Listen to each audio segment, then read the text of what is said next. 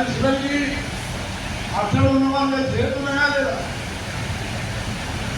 అక్కడ ఉన్న వాళ్ళకి చేరుతున్నాయా లేదా, సరైన లబ్ధిదారులు చేస్తున్నాయా లేవా, కేవలం వాళ్ళ మనుషులే చేస్తున్నాయా, కేవలం అధికార పార్టీ వాళ్ళే చేస్తున్నాయా, ప్రజానికాన్ని అంతా చేరుతున్నాయా లేవా, ప్రభుత్వాలు ఇచ్చినటువంటి వాగ్దానాలు ఎంతవరకు అమలు చేసినారు, ఎంతవరకు అమలు చేయలేదు, అమలు చేయనటువంటి వైఫల్యాలను వెలుగులోకి తీసుకోవాల్సిన బాధ్యత మీ అందరి మీద ఉందని నేను మీకు సభాముఖంగా భావిస్తున్నాను.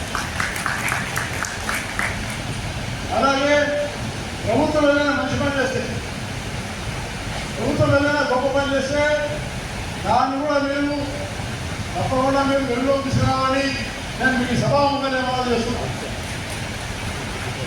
అందుకనే ఇక్కడ కూడా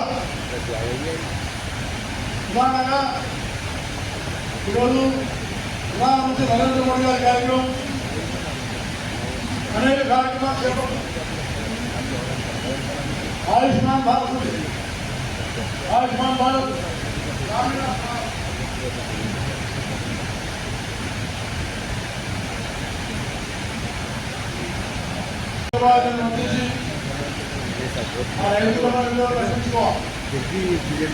అలాగే చాలా చాలా నిర్భయంగా నిర్వీకంగా పెట్టారు. అలాగే భద్రతా మీద నిర్వహించబోతున్నారు. మీకు చిన్నారు కానీ ఇంత భద్రాలు కానీ మీకు వచ్చేటటువంటి ఒక మొత్తం కానీ చాలా తక్కువ వారిని అవసరాలు ఎక్కువ.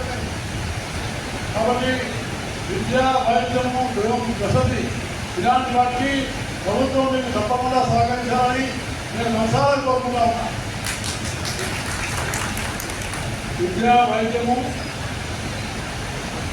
అదేవిధంగా వసతి మూడు విషయంలో ప్రభుత్వం విలేకరుల విషయంలో ఆలోచించాలని నేను మనం చేస్తూ మొదటిసారి ఈ నూతనంగా ఏర్పడినటువంటి national working journalist association Telangana కానీ ఆంధ్రప్రదేశ్ కానీ దేశంలో కానీ వచ్చిన 18 అందరికీ పేరు పేరున హృదయపూర్వకమైనటువంటి ధన్యవాదాలు తెలియజేస్తూ సెలవు తీసుకుంటారు. జై అగ్రవర్ణాలని ఇంకోటని లేకుండా ఏ పార్టీకి కొమ్ము కాయకుండా తప్పకుండా నిష్పక్షపాక్షకంగా ప్రభుత్వానికి ప్రజలకు మధ్య వారిన జర్నలిస్టులు పనిచేయాలని చెప్పేసి మరొకసారి మీరు చెప్పినట్లుగా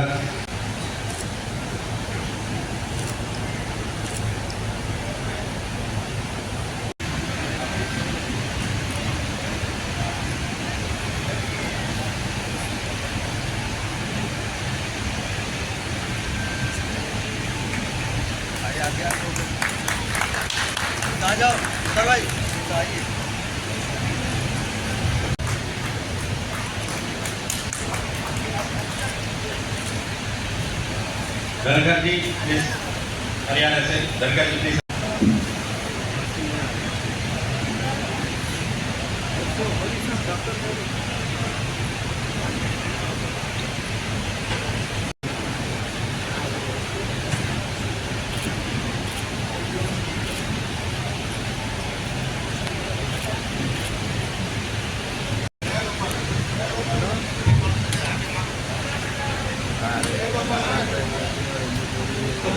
చప్పట్లతో ఖాతాలను చేయాలని కోరుతున్నాను.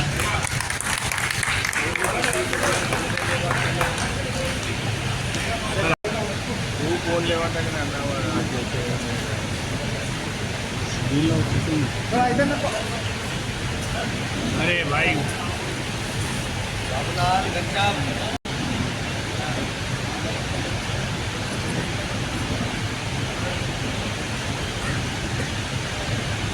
भाई इधर देखो सतार भाई चलो एक ग्रुप फोटो दे ले रहे दे दो